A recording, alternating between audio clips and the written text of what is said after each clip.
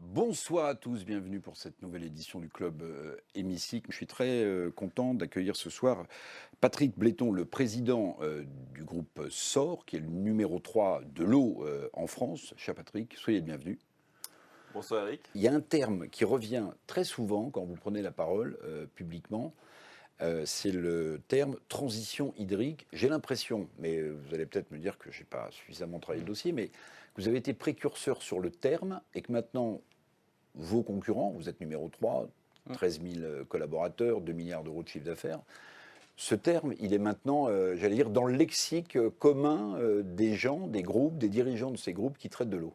Exactement, je crois que c'est quelque chose. SOR est une entreprise qui s'est réinventée complètement, je dirais, il y a 3-4 ans. Et dès le début, on a pris le sujet de la transition hydrique, donc le sujet de la ressource. Comme le sujet numéro 1, on était convaincus qu'il y avait un enjeu énorme pour l'ensemble du territoire. Parmi les piliers stratégiques du groupe SOR, il me semble qu'il y en a 2 qui ressortent assez nettement, en tout cas depuis que vous êtes aux affaires, depuis que vous dirigez ce groupe. Il y a les développements à l'international.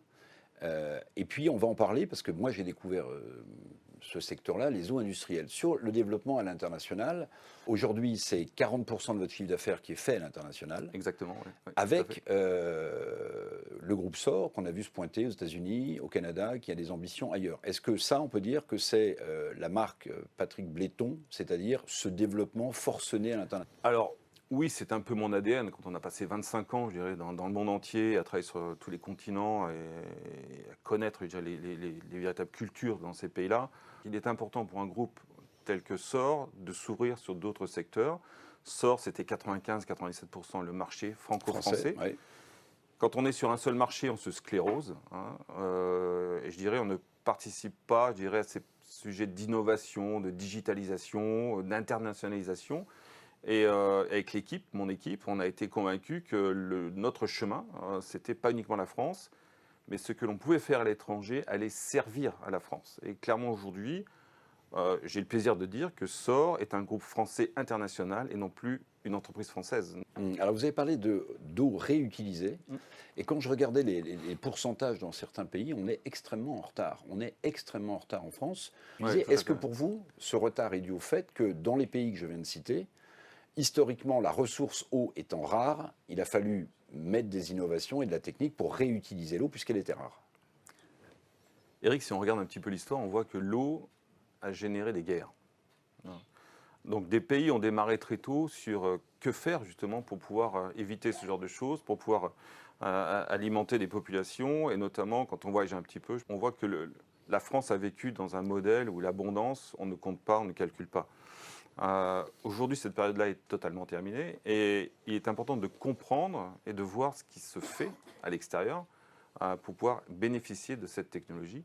Je peux faire de l'énergie renouvelable, Eric. Je ne sais pas faire de l'eau renouvelable. Je veux dire, l'eau, c'est une ressource unique. Je ne veux pas dire qu'on parle d'or bleu, mais c'est un peu ça. Vous pensez qu'un jour, on pourrait manquer d'eau en France?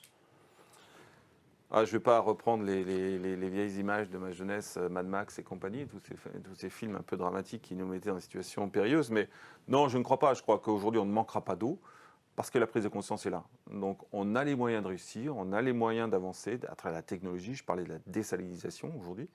L'Arabie Saoudite fait de la désalinisation. Nous, on commence à en parler. La réutilisation de l'eau. Donc, il y a moyen de faire des économies. C'est notre savoir-faire chez SOR, mais aussi chez mes concurrents. La France est le pays du savoir-faire en termes d'eau. Donc exportons ça et avançons aussi à la même vitesse sur notre territoire.